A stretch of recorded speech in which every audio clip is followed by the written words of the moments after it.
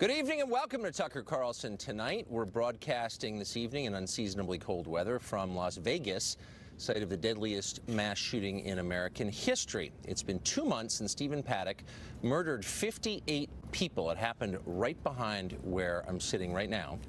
Despite a lengthy and expensive investigation, a huge number of unanswered questions, some of them the most basic questions about that shooting, remain unanswered. We've come here in a search for answers, and we're going to devote a portion of the show to that in a minute.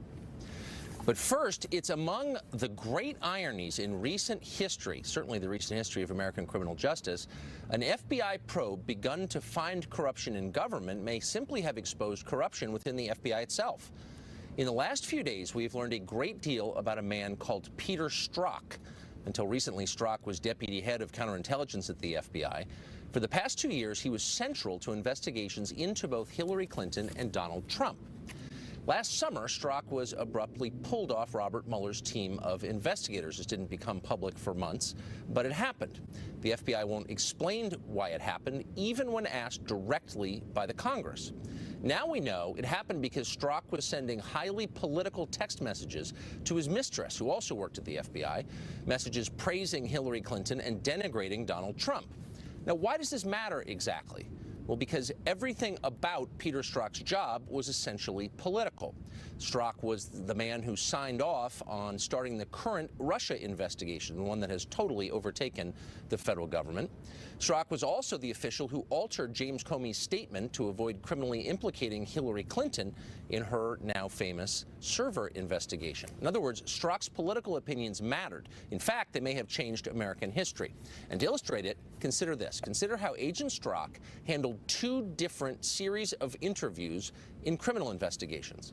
According to a new piece by Chuck Ross of the Daily Caller, Strzok was the agent who personally interviewed Hillary Clinton's top aides, Cheryl Mills and Huma Abedin, during the server investigation. Government notes from those interviews show that Abedin told the FBI she had no idea that Hillary Clinton was maintaining a private email server, in fact, only learned about it in the media. Mills, for her part, went even further than that. She claimed that not only did she not know about Hillary's server, she had no clue what an email server was. Here's the problem. It looks like both Mills and Abedin lied.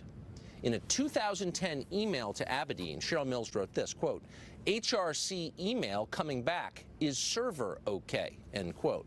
So it turns out Cheryl Mills knew exactly what a server was.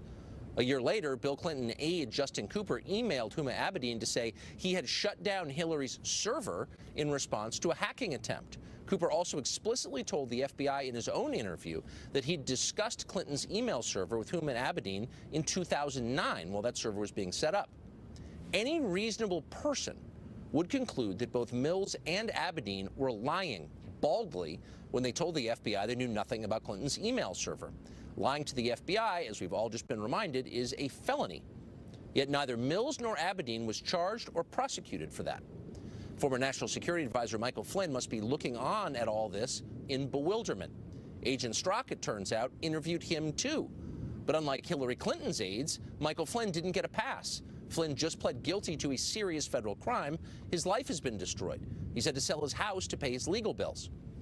2 cases, same crime, wildly different outcomes. What do the 2 have in common? Well, one highly political FBI agent. All of this raises the question, what other cases has Agent Strzok influenced in recent years? The public has a right to know the answer to that immediately. The FBI belongs to voters, not to Peter Strzok and his friends. The FBI doesn't see it that way, of course. From their perspective, you've got a right to shut up and do what you're told. And by the way, you'll stop asking so many questions if you know what's good for you. This is exactly how the secret police start, when law enforcement agencies decide to do the bidding of politicians rather than pursue impartial justice on behalf of the public. We ought to nip this nightmare in the bud right now. Dan Bongino is a former NYPD officer, and he joins us tonight.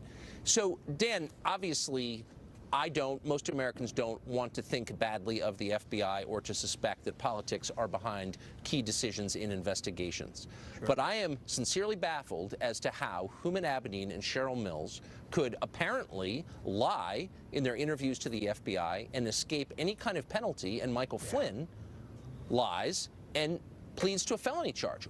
How can that be? Because, Tucker, this is the weaponization of your government and mine. As a former federal agent and someone who worked inside the White House, if you're not scared of your government tonight, this case should at least tickle you a little bit and wake you up. Donald Trump's crime, make no mistake at this point, was winning this presidential election. Tucker, let's walk through just quickly how this started. This was all based on a crime, and I'm using the dreaded air quotes here, of a violation of the Logan Act. An act that has never been successfully prosecuted in the history of the constitutional republic, which says that private citizens can't negotiate with foreign governments. Really? Why isn't Jimmy Carter in jail for going to visit the Palestinians? Why isn't Jesse Jackson in jail for going to North Korea?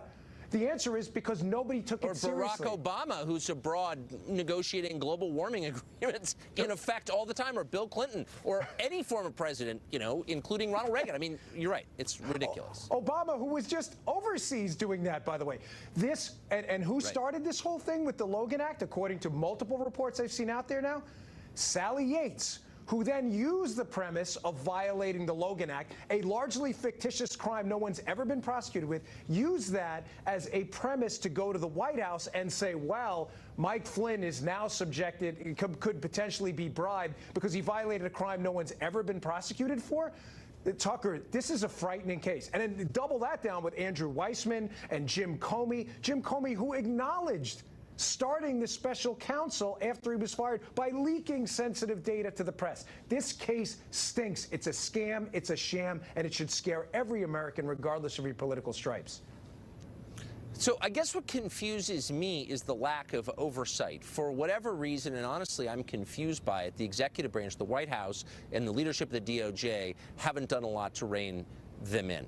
But the Congress also has oversight over the FBI, and it's not clear to me why FBI officials who refuse to answer basic questions like what's in Strzok's texts, why they're not being held in contempt of Congress. Yeah, what's doubly frightening about this, Tucker, is they're stonewalling on congressional requests for information, and they're looking at potentially by Devin Nunes being held in contempt of court. Think about what we're talking about here, Tucker. The branch of government most intimately related to the people, the House of Representatives, elected every 2 years. They represent the smallest number of people at the federal level. These are the accountable entities. They have said, the representatives of the people, the FBI, give us this information now. There is something going on, and we demand as representatives of people to know it. And the FBI, not a knock on the men and women, I'll be crystal clear, they're wonderful. I've worked with them. They're great. FBI management, someone there who's been infected with the political bug, has said, nah, we're just not going to abide by that. I mean, what are you operating, a shadow government? Are you serious? Congress has demanded answers, and you're just saying, no, we're not going to do it? I don't understand why everyone seems so passive in the face of this. I mean, this is a perversion, one of the institutions that most Americans respect and want to respect, the FBI, but also it's the most powerful federal agency. I mean, they can destroy your life in an afternoon. Why is no one stepping forward to rein them in?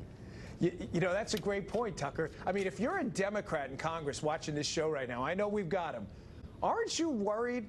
The government is so powerful right now that the most powerful man in the world, Donald Trump, the president, can do nothing to stop this investigation, this sham investigation from coming after him. If you're a Democrat, aren't you a little worried right now that may boomerang back on you? Conservatives have been worried about this for years. It's time for liberals to wake up and shut this disaster down. This is a political witch hunt at its worst. It's an international disgrace right now, what's going on. We're being embarrassed on the global stage. This is not an investigation. This is a scam. Liberals used to worry about things like that before they took power. Now they just benefit from them. Dan, thanks very much for that. Yes, sir.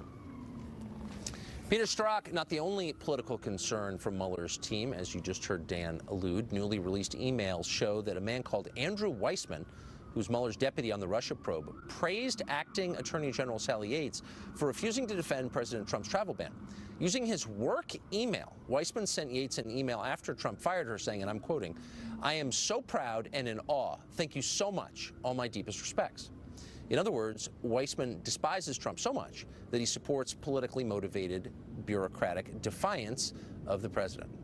Nevertheless, he remains on Mueller's team, and it raises a bunch of obvious questions about the fairness of this process. Britt Hume is Fox's senior political analyst, and he joins us now.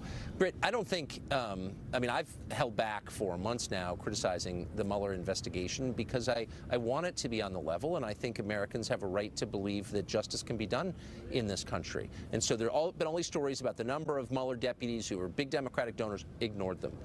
But at some point, you got to wonder, how could a team comprised almost exclusively of people who hate the subject of the investigation conduct an impartial investigation, a fair one? I think that's the question, Tucker, and it's one that I've been asking myself in the last several days, given what we learned about Mr. Strzok and now Mr. Andrew Weissman. And, you know, first of all, I don't like special counsel investigations or special prosecutors or independent counsel or any of the lot. I think it's always and everywhere a terrible idea because it sets up what amounts to an unaccountable unit using the Justice Department resources, but really as a practical matter outside the Justice Department's control. And it creates a situation in which a prosecutor appointed to do an investigation feels that he is called upon or she is called upon to prosecute. So it creates, I think, a bias in favor of action, even where none may be warranted.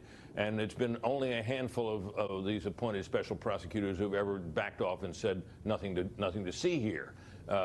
So I think that's a problem. Now you enter into it this possibility that important figures within the investigation may be harboring serious bias against the subject of the investigation, and I think you have a problem that is made even worse. This Weissman thing particularly bothers me. After all, what was at stake here, Tucker, was an order that was issued by the president, controversial though it was. I don't think it was good policy, but I think he had the legal right to do it, and I think the Supreme Court has signaled in recent days and before that it also thinks he had the legal right to do it. And here was the acting Attorney General in the Justice Department saying, I'm not going to support you in this. I'm not going to make the case for what you've done here. That is a dereliction of duty. She was fired for it. She should have been fired for it. It was a huge grandstand play. She was widely applauded on the left for doing that. But and for this Weissman guy to weigh in with this cringingly this email, this suck-up email to her, raises, I think, serious questions about his impartiality, or whether he can be impartial. So I think we have some serious questions on the table here, no question about it. So the basic question is, does this have anything to do with collusion with Russia and Russia's effect on the 2016 election outcome, which was, as you know, the original pretext for the investigation that seems to have been abandoned? Nobody seems to have noticed its disappearance. Will this investigation wind up, in the end, bearing directly on the question of Russian involvement in the 2016 election?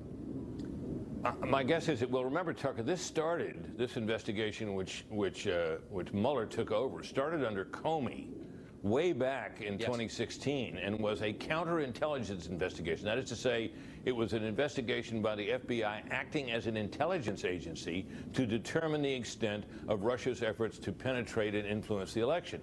And it was not, at that time, thought to be or to be a criminal investigation. And in the course of that, you'll remember, Tucker, we now know that James Comey told the president, now president, then candidate Trump, that he was not the subject of the investigation, or a subject of the investigation. Now we've progressed to the point where it's taken over by Mueller, and in his charge, the question of any collaboration between the Trump campaign and the Russians is certainly part of it, but it's not all there is to it. So at some point, we're going to get, I think, from Mueller's team, a report on what the Russian side did, what they tried to do.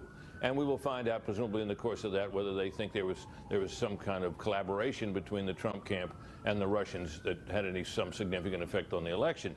I continue to hold out hope that in the end, Mueller, a man of considerable reputation, will have the integrity, if he finds nothing really worthy of prosecution, to say so. But I'm getting less confident of that by the day, I'm afraid. I am too. I don't want to feel that way, but the evidence is mounting. Britt Hume, thank you. You bet. We're broadcasting live tonight from Las Vegas, just steps from the scene of the worst massacre in American history. Why do so many questions remain about that massacre, and why are police appearing to move so slowly to answer the public's concerns? In that vacuum, conspiracy theories are growing.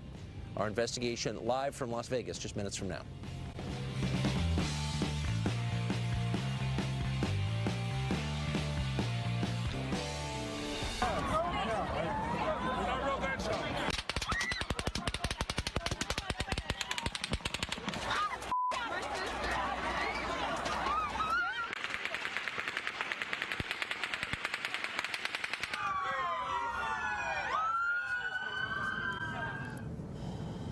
Stephen Paddock's killing spree on October 1st was the deadliest one-man shooting in the history of this country. 58 people were killed. He died as well. It's a tragedy that demands answers, but instead questions have only piled up. Why have we heard nothing more about Mary Lou Danley, for example, his girlfriend, Paddock's girlfriend, even though police say she may be hiding something? Where was Vegas's 40-member SWAT team as Paddock went on his rampage? For ourselves, we have asked why Las Vegas police have repeatedly obstructed our questions or been outright hostile to us. Weeks ago, they refused to provide answers to basic questions about security guard Jesus Campos, the one who took off for Mexico right after the shooting. Today, they made it impossible for us to get a filming permit on public land. Why is that? We have no idea, but it tells you something interesting. Catherine Lombardo is an attorney representing many of the shooting victims here in Las Vegas. Doug Papa is a former police officer and casino security expert, and they join us both tonight. Thank you both for coming on. Thanks, Tucker. So, Doug, give me the overview here. We were talking in the break. We have compiled a list, my producers and I, of questions to which we have no answers. Very basic questions. I won't repeat them on the air, but basically we know basically nothing. That's true. Why? I don't have any idea. It was one of the reasons why I started writing the stories right after the incident for the Baltimore Post-Examiner. I wrote 35 stories to date and try to get some answers from the Las Vegas Metropolitan Police Department. And every time you called up the PIO, initially they're either very rude or they just say, they comment that it's an ongoing investigation and they can't talk. I had some specific things that really bothered me from the start. One is where was the 40-member SWAT team the night of the worst mass shooting in American history? And let's start right there. What's the answer to that? Nobody knows, and actually nobody actually asked the question to Sheriff Lombardo to this day. I was the only one that wrote these in the stories. I do not know where they were. I do know from doing my investigation and talking to sources within and outside the Metropolitan Police Department that Levi Hancock, who was the officer that breached the door with explosives, went in with an ad hoc team of 2 canine officers and I believe that Carlson was the gang unit detective. And he was a little concerned about his safety from what I was told because he was going in with people he never worked with before. His SWAT team members weren't anywhere in sight.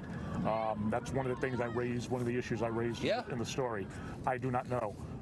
And that's, you can add that to a long list of things we don't know. So I think a basic question I've had from the beginning, and I haven't heard it addressed, is did Stephen Paddock come to the attention of authorities, federal, state, or local, before this shooting? And I'm not alleging a conspiracy, but it's a basic question. Did they know who this guy was? Do you know the answer to that? I don't know the answer, but I suspect the answer is yes, based on what I've heard. Listen, I can't remember what's rumor, what's conspiracy theory, and what's facts on some days, but I've heard a lot of things. I've actually received a lot of information on paper. Yeah, I think they knew who he was. Of course they knew who he was. So answer that even more basic question. You're handling the legal end of this. Where's the information coming from? The FBI have apparently taken over the bulk of the investigation. Is there a central source for known facts about what happened, or is it just ad hoc? There is no source right now at all for any information as to what happened. Like I've said from the beginning, we expect it to take 4 to 6 months for the investigation. Look, I've said from the beginning that the lawyers for MGM and the corporate executives have been hunkered down in a room from day one, moment one, and they are putting all of their resources to protection of themselves, defending themselves. Well, that's it right there. Look, I don't know the answer to any of these questions, but I know lying when I see it. I can smell it, and there's a lot of it around this story.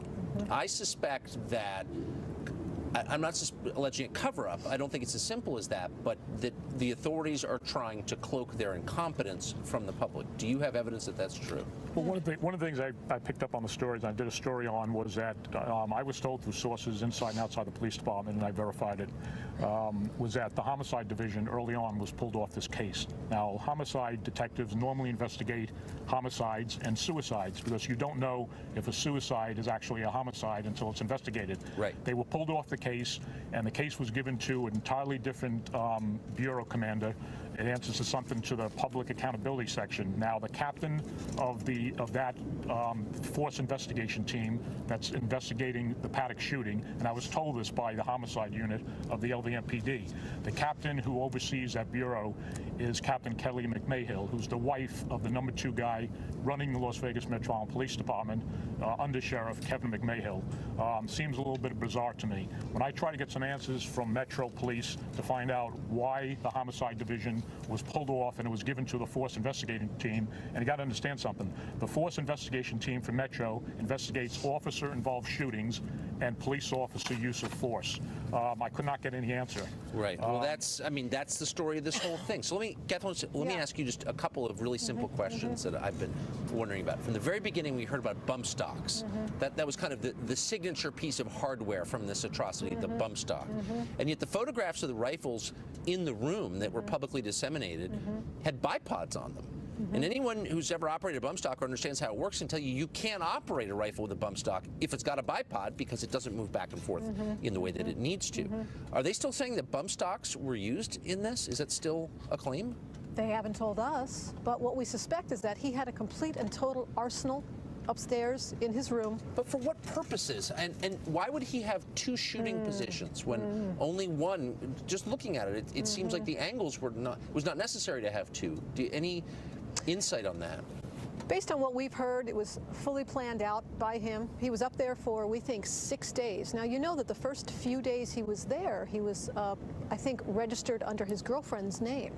So he was actually there for 5 or 6 days planning this. We don't think he left the room once. Were housekeepers ever in the room? We don't think housekeepers were allowed in the room either. He had the do not disturb sign. So once MGM, Mandalay Bay, gives us the answers that I've requested, that we've requested through our subpoena process, you know, through the civil investigation pursuant to the lawsuit. Listen, I just received a piece of information last week. I received the special event permit from the city.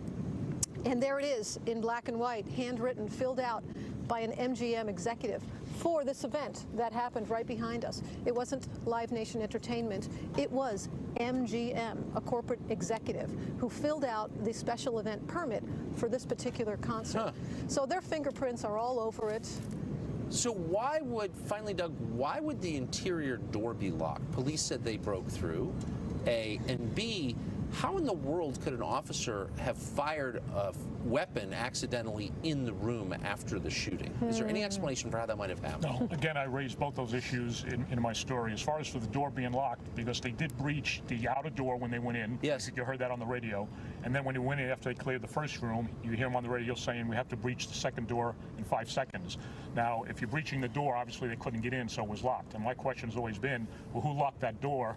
According to Sheriff Lombardo, Paddock committed suicide right after he fired his last round, somewhere in that time period. So who locked that door from the inside? Because it had to be locked from the inside. It's one of many questions, No and answers I yet. suspect we should be here all week into next month to get answers. But we're going to continue following the story. Thank you both very much. Thank you for covering this. My I clients appreciate it We too. mean it. Thank you.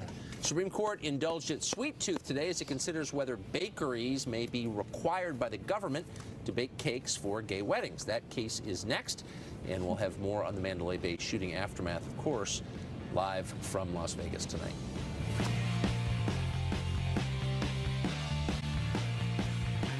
Officials say that Masterpiece Cake Shop can't sell wedding cakes at all unless it agrees to provide them to same-sex weddings, even though those weddings conflict with the owner's Christian beliefs.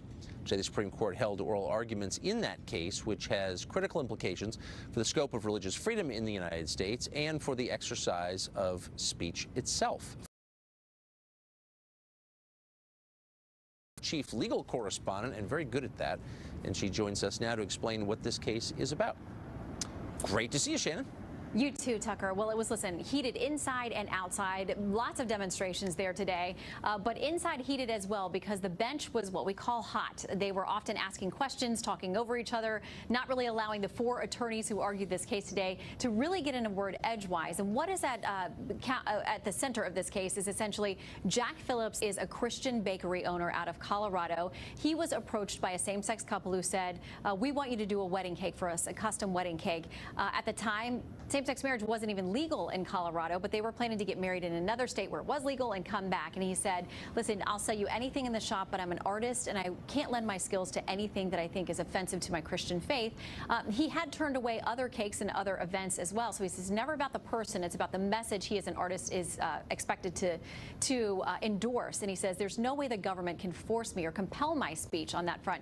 The couple says they left humiliated. They say this is not about a cake. It is about freedom. It's about LGBT rights. rights. They say they don't want another couple or other LGBT individuals in this country to go through what they went through. They said, listen, if you're in the stream of commerce, essentially you need to be able to step up and sell. You can't pick and choose who your customers are going to be. I want to read you a little bit of what Justice Anthony Kennedy said, because everybody watches him, of course, because he has authored many cases, many decisions that are, broaden LGBT rights and help the LGBT community. He's talked about the dignity of them and their families. But today he raised an interesting point when he said this. He said, tolerance is essential in a free society. Tolerance is most meaningful when it's mutual. It seems to me that the state in its position here has been neither tolerant nor respectful of Mr. Phelps' religious beliefs. He was tough on both sides, but he'll probably be the key in this case, Tucker. It's a very reasonable point, I think. Shannon, thanks a lot. You got it. Mike Ferris is President, CEO, and General Counsel of Alliance Defending Freedom. That's the group that represents Masterpiece Cake Shop, and he joins us tonight. Mike, thanks for coming on. Thank you, Tucker. Great to be with you. So, tell us why this case affects the rest of us who don't own cake shops in Colorado. Because it's broadly about freedom of speech. And the artists that create cakes, the artists that create music, print, all sorts of artistic creations. Anybody who's in the free speech business would be affected if the ACLU's theory of the case is adopted. They contend that anybody who creates any kind of speech in the stream of commerce has no First Amendment rights whatsoever to not be coerced by the government. And that kind of coercion of speech is at the pinnacle of what the Free Speech Clause has always been designed to protect against. Well, wait a second. The ACLU's theory, I thought the ACLU was founded in order to protect the freedom of speech of the unpopular, by the way, of war resistors in the First World War and Nazis and other people on the fringes. But they've given up on that charter? They have indeed. I think they've lost their way. I didn't agree with the ACLU on many issues over the year, but I admired them for their consistency on free speech. But today they've turned their back on that. The agenda of advancing the gay marriage issue has, I think, blinded them to the free speech implications of their own position. Moreover, the court really focused, Justice Kennedy in particular, focused on the religious intolerance that was shown by one of the Colorado Civil Rights Commissioners. And Justice Kennedy engaged in the most heated exchange I've ever seen in the dozens of Supreme Court cases I've watched, and basically forced the Solicitor General of Colorado to disavow a statement by one of the commissioners who was very anti-religious in their comments, and I think that may really turn this case in an important direction. Yeah, I don't really know what this has to do with same-sex marriage or gay rights, and I personally know some gay people who are appalled by this, because it suggests that government can tell you, whoever you are, exactly what to think, and if you disagree, they can punish you. I mean, that's a threat to everybody, no matter who you voted for. That's exactly right. America used to be founded on the premise that I disagree with what you say, but I'll defend to the death your right to say it. That's an important principle that was at stake today, and I really hope and believe that the court's going to come out right on this, but it's going to be a close call. Very, very contentious today. Is that true? So who on the Supreme Court would you expect would uphold the idea that government can punish you for having views it dislikes? Some of the liberal justices on the court made comments that would tend to put them in that direction, but I have hope that a couple of the others that are usually in the liberal category may see the better of it, and so I'd rather not name names unless I predict wrongly and lose a vote on the Supreme Court. Oh, that might be counterproductive. Mike, thank you very much. Thank you, Tucker. A writer at a college newspaper said the DNA of white Americans is, quote, an abomination, and therefore they should be killed. That actually happened. Up next, we'll ask why newspapers would publish genocidal rhetoric like this and what happened to the kid who wrote it. Plus, we'll continue our ongoing investigation of the shooting here in Las Vegas, or right across the street from where it occurred. Looking for answers. We'll be right back. I hate you because you shouldn't exist. You are both the dominant apparatus on the planet and the void in which all other cultures, upon meeting you, die. Rudy Martinez has not apologized for his words. We talked to him today, actually. He originally agreed to come on this show, and then said he was too afraid because he was being pursued by white supremacists or something. So he's not here. But Colin Pruitt is a student at the Texas State University. He started a petition to defund the University Star newspaper in response to the column that Martinez wrote, and he joins us tonight. Colin, thanks for coming up. Hey, Tucker, thank you for having me on. So here you have a guy calling for genocide of an entire group. Tell me, in the student newspaper, tell me the response on campus when this shows up in the newspaper box. Well, you know, with the normal student body and parents, it's outrage. Unfortunately, with the university administration and with those on the far left on campus, it was support, which is unfortunate both for our community and for our country. And I think it's indicative of a larger problem on college campuses. Well, it is indicative of a couple larger problems, but support, can you be more specific? In what way did they support it? So they basically just defended his right to quote-unquote free speech when we attempted to defund the University Star.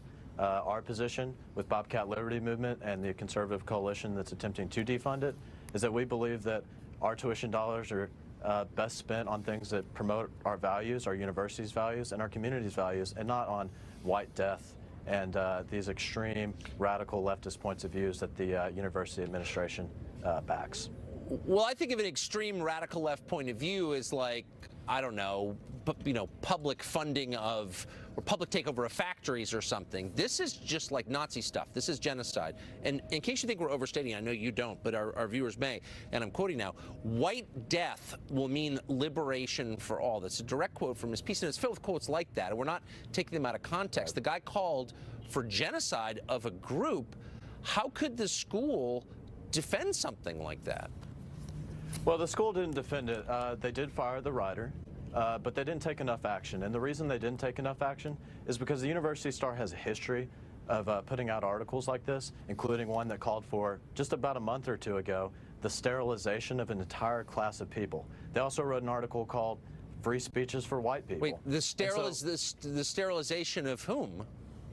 The wealthy. They said it was good for the environment if the wealthy were sterilized and were not allowed to reproduce, as they put it. And it's like Khmer Rouge stuff. So what would happen? What would happen? I mean, let's like stop playing games, kind of, for not you, but the, sure. It's got a First Amendment right. If he had written a column saying, I sincerely believe in genocide for any other racial or ethnic group, would he still be on campus? Wouldn't someone call the cops? I mean, if he called for the killing of people, do you think the administration would say, he's got a First Amendment right? Absolutely not. And this goes back to a larger issue, which is that a spineless university administration and Denise M. Trout, the president of the university, is willingly and actively engaging in sanctioning hateful rhetoric that comes from the University Star. That's not only this article, but a series of articles. And until the paper is completely defunded and all of the radical people on the opinions board are fired and disciplined by the university, it's not going to stop. Did the president of the university make the point that genocide of a specific group, or all genocide for that matter, is bad? Did they, at least say, we find these views disgusting or anything like that? She said that she found him disgusting, but her actions speak louder than her words. She sent out a 2-paragraph email while there's actual riots going on campus and people are getting hurt at the university because of violent leftist rhetoric. And all she can respond with is a 2-paragraph email and fire only the person that wrote the article, not the opinions editor that sanctioned the article and not only agrees with the article, but is actually crowdfunding for the person who was fired because that person was arrested at a violent protest of Donald Trump's inauguration. And she's crowdfunding for his legal fees, and she's still employed by the university's sanctioned paper. Yeah. It's all falling apart. Colin, thanks a lot. I appreciate it. Appreciate you, Tucker. Gun control activists pressuring the Attorney General of the state of Nevada to act following Stephen Paddock's rampage. The Attorney General will be here next as we continue to broadcast live from Las Vegas in our quest to understand what exactly happened here in America's deadliest shooting 2 months ago. We'll be right back.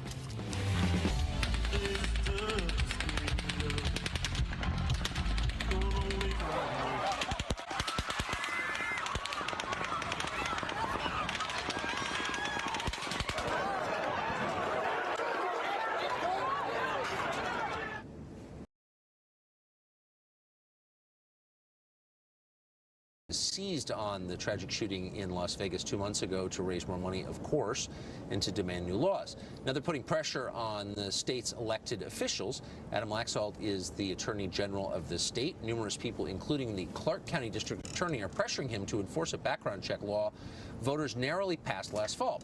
Laxalt says there's a simple problem with that law. It's completely unenforceable.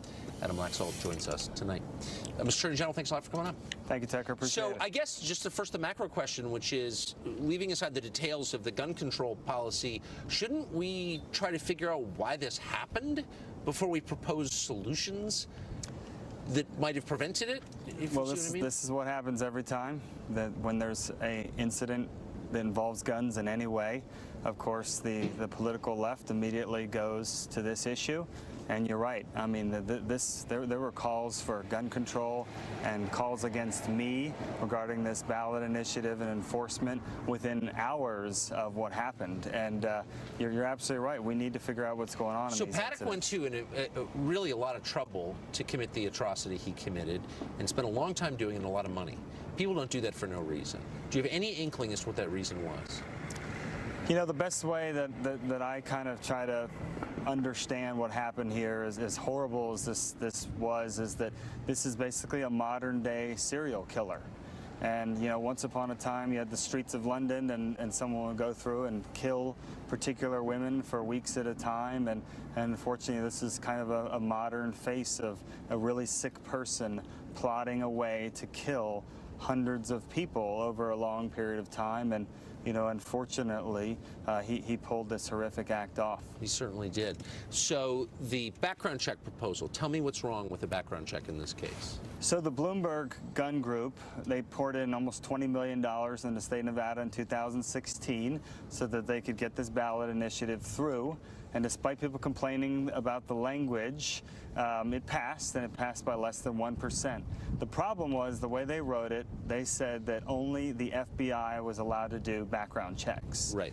And we are a point of contact state where Nevada, we do our own background checks. So when push came to shove, this thing passed, our voters passed it, but the FBI sends a letter saying, well, we're not going to do the background checks, and you can't make us do the background checks. So I was asked for a legal opinion by the governor's agency that does our background checks, says, what do we do with this?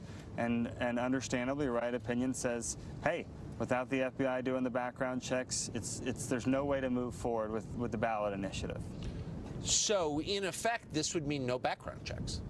Yeah, on this particular area of private sales for guns, there's no way to move forward. And it's important to know that the way they wrote this was intentional. In our state, if they had sent it to the state, then it would have cost the money. And it would have looked like a tax, and likely it would not have passed if people felt they needed to pay for this particular initiative. But I guess what I find so confusing is that Stephen Paddock followed existing law. And the laws that gun control advocates have told us for generations would prevent shootings like this did nothing of the sort. I believe he bought all of these firearms legally and underwent background checks. Is that right? Yeah, as far as we know, he went through all the checks, and he had no history of mental illness that anyone was aware of, no prior felonies. So he went through all the normal hoops and was a lawful gun owner. Then why are we having the same stupid conversations again and again? I don't understand. You know, I just think it's pure political grandstanding. People want to be able to score points. They want to be able to go after someone like me.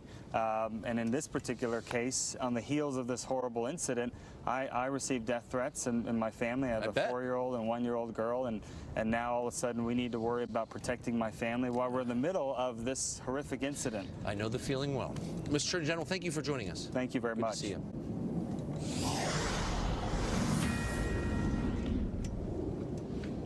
This is a Fox News alert. Federal officials have filed new charges against the illegal immigrant recently acquitted in the murder of Kate Steinle in San Francisco. Those charges include both immigration and gun violations.